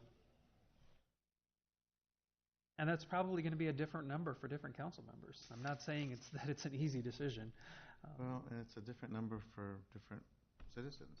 Yes. I mean, Mhm. of what's appropriate, I know. What, like one thing, you know, going through this 123, and I get the gray ones are off the table for whatever reason, so let's just call it 100. You know, there are some of these that I'd be willing to just take off for a while. I don't know, I mean, how we have that level of discussion. You know, the sewers, the streets, the traffic lights, those things impact every citizen. Those things seem like, you know, good priorities. Then there's like the mini roundabout fixes. Some of those are almost $500,000, and they're pretty new roundabouts. So I have questions about those. Like, is it mandatory? I feel like we're putting more money on something that's supposedly done. The art installations on the roundabouts, I would love those, but that's $600,000 right here. I'm not willing to raise someone's taxes at this point for that kind of thing. I have questions about the airport. I think the airport was on your last slide. I couldn't really see, but there was several million, you know, allocated to that. I got to be convinced on a figure like that for the airport because, again, I don't think the bulk of our citizens are going to benefit from some of those improvements. I agree with the runway. Maybe I don't know enough about that project. So I'm just confused by if I agree to a certain amount tonight, what is exactly it's going to be allocated toward. There's so much on here. Then you also got the aspect of the funding source. Right. So you got a lot of trails included in here. And we know a lot of times the highest percentage of those dollars are funded through grants. Yep. So, I mean, there's obviously some items that can be left in here with much smaller funding Yes. to maximize and capitalize on that. Leverage. And, leverage, excuse me, Get to leverage free, that. no doubt. So I think you continue to do that because those are not essential, but certainly very nice aspects of what citizens continue to look for. So, yeah, we could go through here. Yeah, and if all 5 of us gave you our list, they're all going to be different. Can I just say something quick in response to Renee's last comment? The gray area, and I'm sorry if I caused any confusion, is not necessarily off the table for discussion. Those just weren't ones that were being actively prioritized because they were either already fully funded, initiated in some way, or, you know, a combination of both. So if there are any questions on any of those are still on the table for discussion. They're just kind of in a different grouping because we are well into them and or they're mostly funded or fully funded. And that's $33 million. The other way. Those projects, Oh, 1 second. most of them are significantly underway. That's why we didn't feel we need to prioritize them. So, And the other thing that I would say is, when I was looking at that, I was endeavoring to break down, okay, I'm fully confident that FY19, we've got the capacity to cover. Where I start having the questions is really FY20 and beyond, because we're all of a sudden leaping from 5.8 million all of a sudden up into the $13 million range in FY20. That's why I tried to take a look and say, okay, we've got 5.8 million. If we do that and proceed with those projects in FY19, how much does that create for us for continuing obligations into the next year? And that's where that 6.8 comes from. So the difference between the 6.8 and the 13 and ultimately the 21 is all those other projects that are proposed out there. I do think this is going to be something that Marion is going to struggle with. I mean, we've not, other than 29th Avenue, where we put in a bridge that had a lot of CMPO dollars in it, we've not been in the realm of doing those kind of projects for a long time. And, when the Alburnett Road Bridge is over $4 million and the Tower Terrace Road Bridge is $10 million plus, these are just numbers that as a community we're not used to dealing with. But that's part of getting into those areas of the community that ultimately, once we figure out how to have them paid for and get them put in, then the community is going to be much better off for it. We've just got to get over that hurdle. So that doesn't mean it's not in here. Oh, yeah. I mean, that'd be another aspect. I mean, just talking about Tower Terrace in itself. I mean, the packet that we got, the 150 pages we got on Tower Terrace was rather impressive amount of work done by somebody. But it definitely shows, people once in a while will ask me the question, when is Tower Terrace going to get completed? When is the bridge going in? And based upon looking at that packet and the timelines that are included in that packet, I've got to tell them I have no idea. That, again, certainly Marion is ahead of all the other cities in the amount of Tower Terrace construction completed. No question about that. But when it's going to get completed, how we do the phases, it certainly tells me that there's certain phases that are going to get done ahead of others based upon where development's taking place. But some other phases are not going to get done for a decade down the road. Mm-hmm. So it definitely tells me if we've got some, in this 5-year plan, if we got some aspects of Tower Terrace, based upon that, if we were to slide some of that Tower Terrace out, that I don't think that would negatively impact us unless it's a specific phase that's in a key particular area. So, again, I'm just saying, as you were to ask me what can be adjusted, what can be moved out, that's just an example of some major, major dollars I think about over the next, 15 years. Again, I'm not going in and trying to identify how much Tower Terrace is in here, but again, opportunities like that maybe with these projects, staff was trying to say, let's try to be aggressive and get some of this done. And we can say, yeah, we can probably slide this out. Mm-hmm. So, maybe there's some opportunities there and some of these dollars that we can slide out without it impacting really anything that's going on in the major areas. Yeah, and I think one of the areas, and I'll ask any of the staff to chime in if they want on this, that we've had difficulty with is those developer-led projects where the city incurs an obligation because the developer's moving into an area and we've got over width, over depth, and sewer oversizing and sanitary sewer oversizing expenses because they're kind of unpredictable. The example that leaps to mind is that when we were getting ready to do the run-up to the special census in 2014,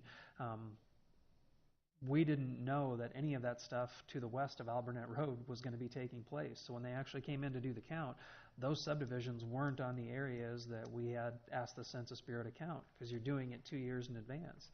But then properties became available, developers went out there, found it, and started developing it. And then, we're in a position of trying to respond to that with less than a 2-year window. And as we're in those areas where we have fewer existing collectors and fewer existing arterials, keeping up with that, but being able to know when that is going to happen is going to be difficult.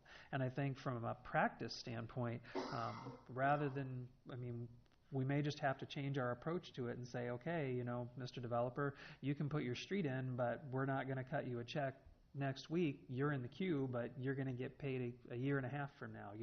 We've got 2 other people in the line ahead of you because this is how much we've dedicated towards that project, and you just have to wait your turn.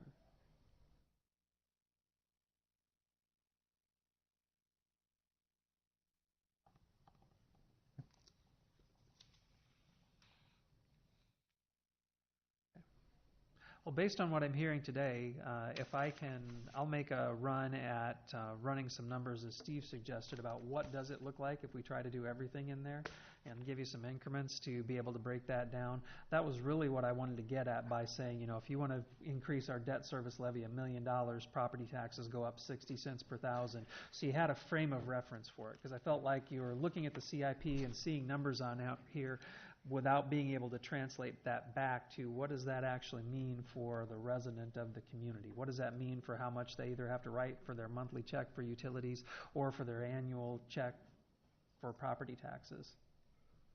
Because I wish we had other alternatives, but unfortunately we just, other than leveraging grants and finding other partners to help us pay for it, those are the things that we're left with. Well, I think it's a combination of what can our taxpayers handle, and then what can your staff handle. So again, I think a lot of some of those numbers in some of those years seems to me to be based upon what we accomplished in this calendar year or fiscal year to be significantly above what we can currently handle.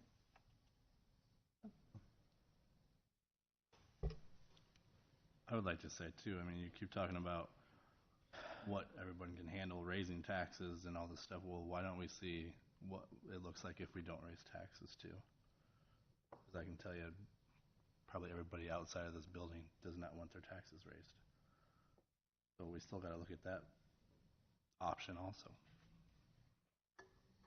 So not only get a breakdown of what it's going to be if we raise it, why don't we get a breakdown of what we can do if we don't?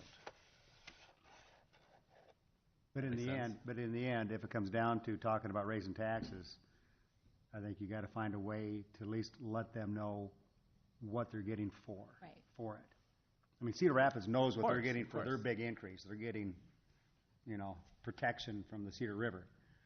I think so that they know what they're getting or what they're paying for. I think if we at least agree upon if it's going to be increased, that we feel confident these are important items to the entire city. Yes, but I think we also need to see it both ways. Oh, I understand. I understand what you're saying. What can we do for?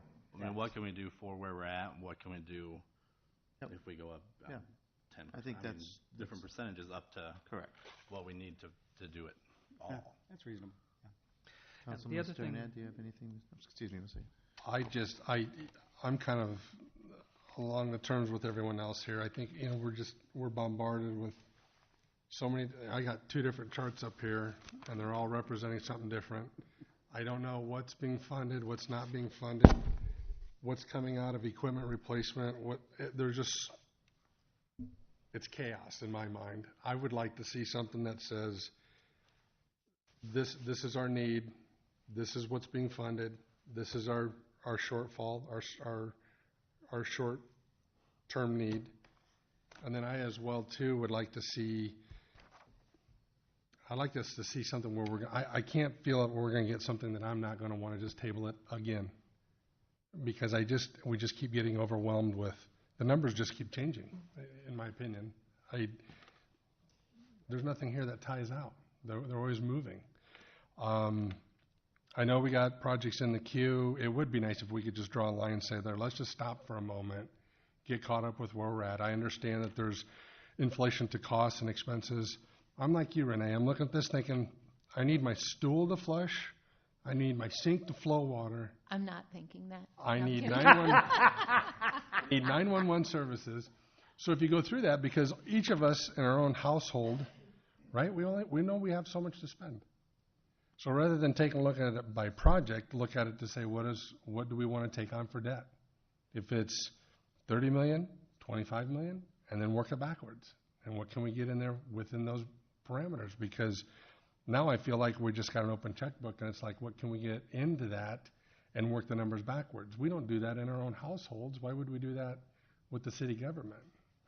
That's kind of where I stand with it. So, I know that what the ask is here. I'm in favor of tabling this until we get more information, but I'm going to keep requesting that we table it until we get this presented in a fashion where we can make sense out of this. I hear us all asking different questions, and they're great printouts, but the one that's most important is this one up here, and we don't even have that one. That's my opinion. Well, may I respond to Yes, that? please, So go ahead. The overview spreadsheet, the one that was distributed last week, which is 3 pages long, is the overview. And we are listing out all that is funded for every project and all that is requested, meaning that is the gap. So for every single project, it is shown what we do have or what we anticipate to have, and that is listed under appropriation. And the source for each appropriation is also listed. You'll see a column for appropriation code, and those codes are all provided on the legend that was included in the packet. So you'll see exactly what source each appropriation is from. Everything that's listed in the requested column is a gap. So that is something that is not funded. So if we do not have funding for those items, then the project would not move forward, even if it is partially funded. So I know that we did provide you a couple additional spreadsheets today. Those are not new spreadsheets. Those are just basically magnifying what you have in the overall spreadsheet. So just an easier way to look at it. So we printed off one for annual programs. It's the exact same information that's in the aggregate spreadsheet. It's just taking those programs out. The same for the facilities, and then again for the major streets, and then we also included an accident map with So that these too. pull out certain categories from the larger spreadsheet that you gave us Yep, before. it's not new data. That's very helpful. Yeah, that's very helpful. Thank you.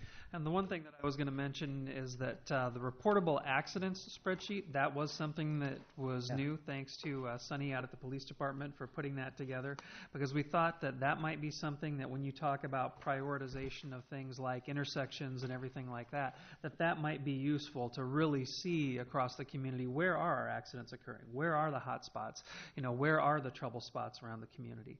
The thing that I would point out with that is that if you look at this, all the way back in 2009 when we started contemplating the Central Corridor project. One of the reasons for the Central Corridor project was that concentration of blue all the way down from Blair's Ferry Road down to Hy-Vee. I mean, that's an area where at the time we did the study, more than half of our traffic accidents were happening in that stretch of road. And, it's not changed since. And that will be impacted by not only the Central Corridor project, but Alburnett Road will have a significant impact on that as well, especially with that concentration that you see around Marion's uptown. And I'm sorry on that one, Will, but according to that, the 31st and 100 one might be dangerous, but it's not one that shows up as a huge hot spot on this map. That does get into the other category of things that I haven't really talked about, which, I know everybody thinks of Adobe PDF files, but internally we call it politically directed funding, which is the council making decisions based on factors outside of what we see, because, we're looking at paving condition, what's the sewer look like underneath it, where do we need to install storm sewer or sanitary sewer, but there are other considerations that the council would be aware of that wouldn't show up in those types of things. One thing that I think would help me, I'm looking at that requested column, Amanda, thanks for breaking that down the way you did. The airport improvement program, that's a total of more than $6 million, but the request is a little more than $3 million. And I know, like I mentioned, I totally get the whole runway thing that's been earmarked and done. But at some point, I think if the airport is going to be considered one of our significant projects and it's prioritized as such and it has that large dollar amount, I don't think since we've been on the council we've had I don't get why we would put so much money into it, and it's an ignorance thing. So I would appreciate some kind of information or a presentation or something that makes me want to get behind the airport project more, because again, traffic signals and sewers and asphalt, everybody benefits from that. People come in, they file letters, potholes, and I can totally justify all day putting money to those kinds of things. but the airport seems to, in my mind, to service such a small percentage of our population that I don't feel like I can argue effectively for it if that's truly how I feel. And I get the whole, from a business standpoint, I see those tertiary benefits, et cetera, and I know that there's some other development out there. So I just need help getting there. And since the airport's kind of a big ticket item, I think since we haven't talked about it at least in, October, 10 months or more. I don't know, maybe Randy, you know from your previous time, but that would help me personally with that item if it continues to stay amid these larger ticket items. Sure. Now, one thing I would say with relation to the airport is that we would anticipate that being done as a revenue bond. And the concept behind that one would be to capture tax increment financing from properties adjacent to the airport, the ones that derive the most benefit from being close to that. So when I think about that project in particular, that's not funding that we would take to use to build Tower Terrace Road Bridge. We can't because that's not in that TIF district. So I'm not going to say that it's not competing with other projects, because it is from the standpoint of allocation of staff time, resources, staffing that commission. So if we're working on a big project out there, that probably is another project that can't be completed because engineering is managing one at the airport. But when it comes to funding, it's not one where I would say that, the money that we were going to use for the airport now all of a sudden is something that we could use elsewhere in the community or would necessarily use elsewhere in the community. Okay. The public service facility is much the same way. I mean, the financing that we're anticipating to be available from that to finance that facility really is derived because we're making the conversion to the compressed natural gas fleet. So if we don't do the compressed natural gas fleet, we don't realize the operating cost reductions on the cost of fuel. So if we stay with the diesel fleet, we don't see the operating cost reductions on the cost of fuel. We don't have the capacity to do the public service facility. But that's also then not money that could be available to go towards other projects. So those two are ones that I would consider to be more self-contained as far as how they're would be envisioned to move forward.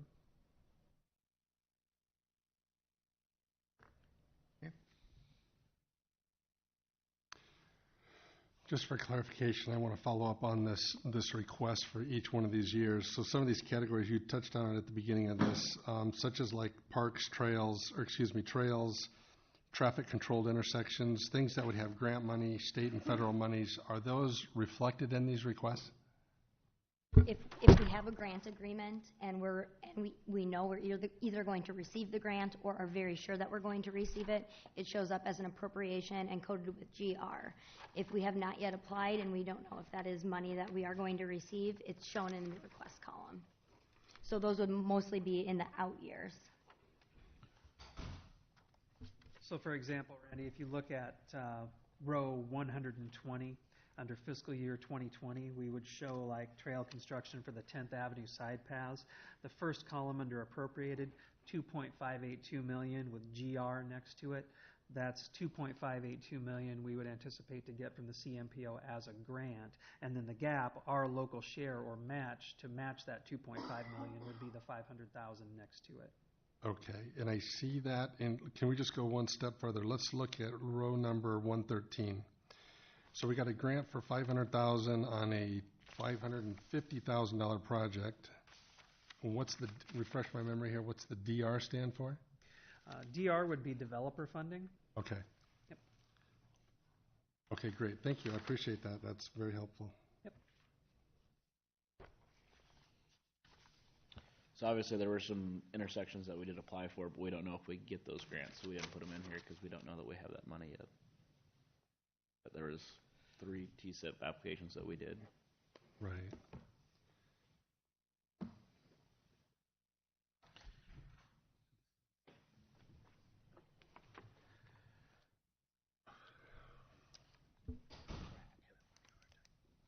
Getting better every year. Oh, yeah. What happens, Lon, on the backfill if we lose that? I'm thinking of any other things that we've been talking about that were tax levy issues that we would be seeing immediately on beyond our control.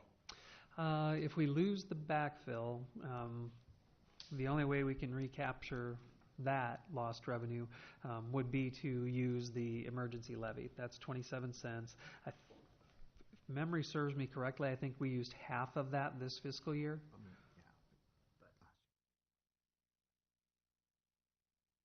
And how much again was that? How much? I think it was 13 and a half. 13, okay, that's fine. I was just curious for, Hang on a second.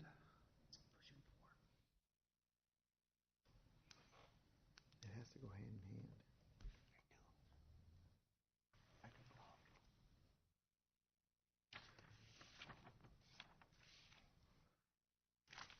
See if I reflected emergency in here.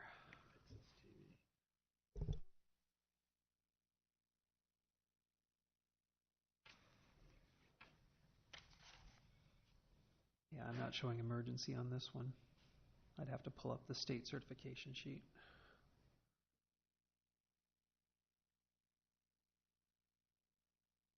I mean, Nick and I were talking about how the process of making decisions in this area for CIP is getting better. I mean, the process this year was better than last year. Last year was better than the years before. But also the volume is getting much, much larger.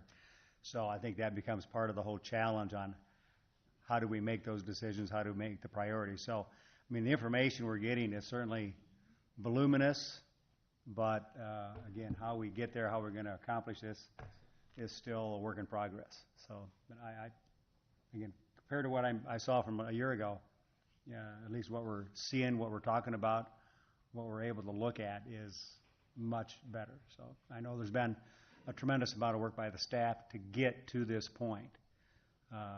And that's certainly reflected, but we need to keep working at getting to that. Certainly a long Endpoint. way, a long ways of improvement from, Yeah. several years ago. I mean, and this isn't easy. It's very complicated. And we're talking about a lot of work and a lot of dollars. And so we do appreciate all the work that's going into it. That goes without question. We're just trying to get to a point where we're making, well-informed decisions that we can explain. And that's really, from my standpoint, I didn't have 100% expectation that we were going to get to prioritization today. What I was really trying to get to is what final nuggets of information, what pieces do you as a council need to be able to feel comfortable making some of these decisions? We appreciate your patience. The timeline with this, other than needing to have it, the information adopted before we go into the budget cycle, the timeline is our own creation, and so it's up to the council when they're ready to make those decisions or feel like they're informed enough. I just want to know, what do we need as a team to be able to present to you so that you can make those decisions. Special meeting needed? Yeah. And I just, Leanne handed it over, Randy, to Amanda. The emergency levy we did, looks like 9.3 cents this last fiscal year, anticipating that they might start phasing down the backfill. Oh, yeah, we did. Yeah. So about a third of it. And, this is important enough that, I, for one, would be fine with having, other special sessions or special meetings to get to a point where we have a good level of understanding of what it is we're voting on and getting to a point where we can really feel like we've wrapped our brain around all this. I mean, it's a lot. Mm-hmm.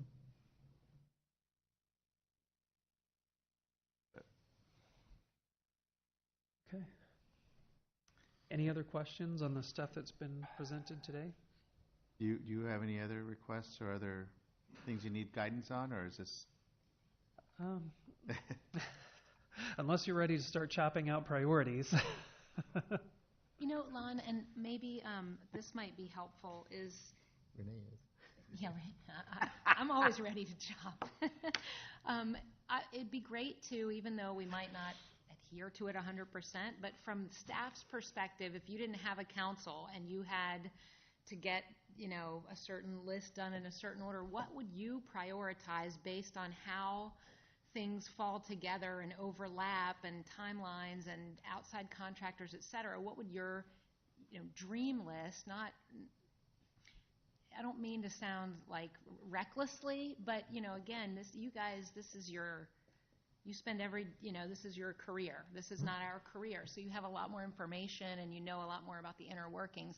It'd be helpful to also see what your list of priorities would be. Your recommendation. Yeah, your recommendations. So it's not totally on us to piece together because, as somebody mentioned, or maybe it was you, we're all going to have slightly different feelings about this stuff anyway, but I think yours should be a voice kind of funneled together and distilled down into what would you guys recommend that we really give serious consideration to, and in what order.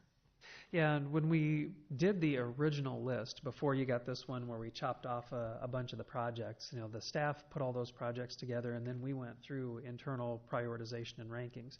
But in most cases, I think a lot of the staff did their own departments. So, engineering looked at engineering projects, public service looked at public service projects. I did go through, like the council did, and rank all of them against one another in all different categories to get us down to the point that we have right here.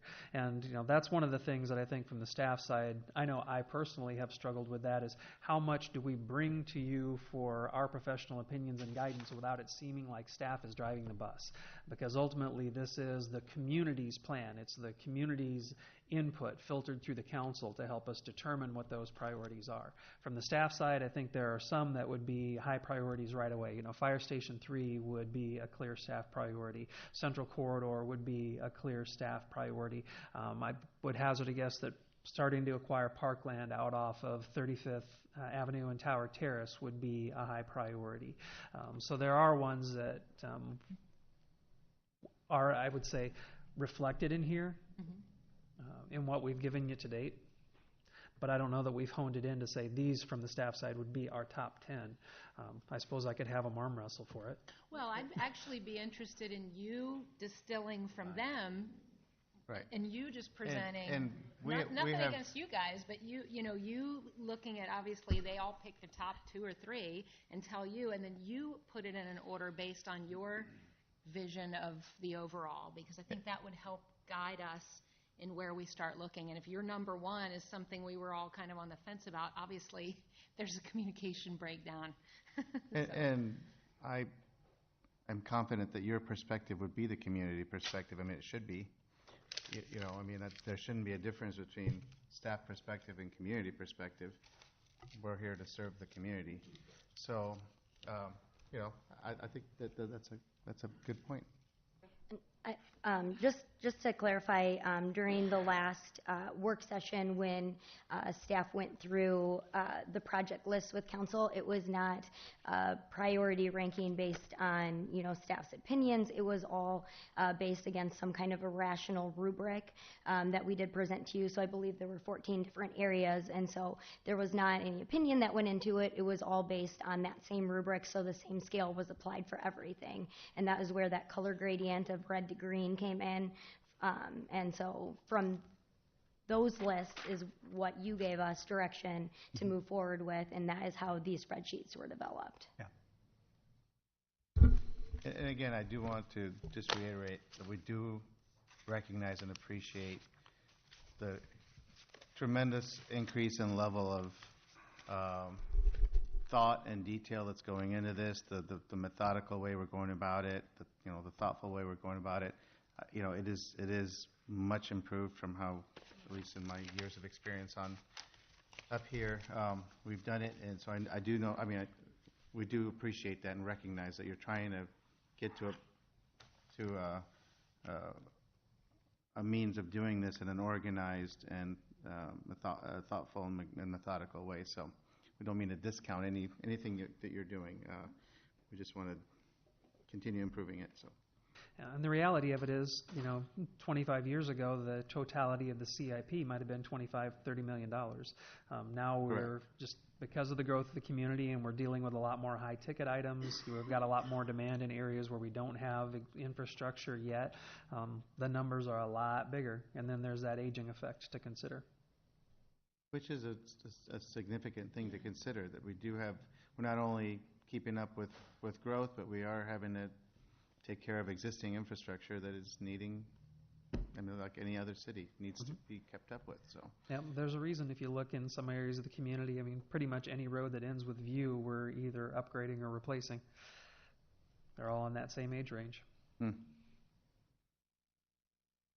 Okay. Oh, yes, Councilman Sternad has a question. I just have one more question, Lon. When we take a look at the facilities here, I'm just looking at 2019, you know, there's obviously Public Works, Fire Station, the YMCA. We show a bulk of it, I'm just looking again, because if we do have to come back through here and prioritize some of these things, can you explain to me, I'm just going to pull one for example, Public Works, line item 55. So 3.5 requested in 19, 4 million in 20, 2.6 in 21, 400, and then 200. Can you just explain to me the breakout as to the number of years? Are we looking at the total project and we're figuring different phases to the construction, or how does that work? Yeah, the first 2 years would be the building itself, the public services facility. It's estimated to be about $7 million. Ryan, I don't know if you have some more detail on those future years that you could provide. I believe we're going to. That's not gonna work. That's the bad one. A bad one last. That's got to get fixed. Throw it away. Have we reported that mic to anybody yet? It's in the Bad mic. line That item one's for better. AV. Yeah. Part of our capital budget to replace. It Well, is, 100. Hope so. So if we went and planned for construction of the facility next year, we would bond 2019 this year at 3.5, and then the next year we would bond 4 million, and that would complete the construction of the maintenance facility. If we were to move to 2021, that's proposed to be the next phase, phase 2. That's the fueling facility, the retail fueling facility. That's scheduled at 2.6. And then from that point on, that's how it's programmed. So in 19 and 20 would just be the maintenance facility at 3.5 and 4 million. So when you say fueling facility, Yeah. that's for the CNG? No, that's the retail facility. That's the retail? Yeah, which we haven't got into yet. I thought, Yeah, can we put that on a totally separate line? absolutely. To me, that is completely independent Yep. of the other facility. Yep. And should not be included on the same line because that is a completely separate decision. Yep, absolutely. So that's how that cost breaks. Okay. Yeah, I was looking at that number and thought it was big. Okay. I did not understand. And that. that's an item we haven't even got into yet. Right, and that's Yeah. why that should be phase 2. I thought it was phase 2 on a separate line. That's right. So the two big asks for would be obviously for the facility, and we're breaking that over 2 years. Thank you for that. Yep. Can I ask the same question for Chief Crable? Can you show me, you got 2.1 million here for the construction of Fire Station 3 headquarters in 19, and then we got 2.15 in 20, and then another 500 for, basically 500 for each year after that. Are we doing the same thing there? Are we looking at 19 and 20 for the facility itself? And then what are the preceding years for that? Is that for other equipment replacement or? Actually, the cost may be more than just the 2 years of the 4 million. We're anticipating it to be 6 million. Okay. And with that, because we're now choosing the architect and things like that, I was told it was a good idea to put a third towards that because we're going to have to start paying bills once we get an architect in place. So that's why we have the 2 million for this year. Okay. The next year then will be hopefully finished in the next year. And so then the rest is being paid out through the loss funds. The loss funds, Lon can tell you more about that, but so much of the loss funds is paid out per year. Right. Okay. So then I'm going to bounce back to you, Lon. So then the remaining 2 million that's going to be requested for Station 3, we're going to advance that and then collect it back from lost equally divided over the next 4 years after completion of Station 3. Is that right? Yeah, there's part of the lost that we're going to end up having to finance since it was allocated out of the later years of that. I mean, if you think about it in terms of what the nonprofits do, it's kind of the same thing as a pledge loan. You know, it's not like after we bought the ground, that pretty much that money will use up about what we've already accumulated in the lost fund to go towards that project. So the remaining ones will come in. They would get layered together with what we need from property taxes for debt service to just pay off the loan. Okay, so both of those facilities, then we would be looking at a completion of 2020. And this one here, we're lingering on and on recouping some of those expenses out of the future lost revenues coming forward. Okay, great, thank you. Yep. And one thing I did want to clarify on the question that you'd asked on the eco-industrial facility.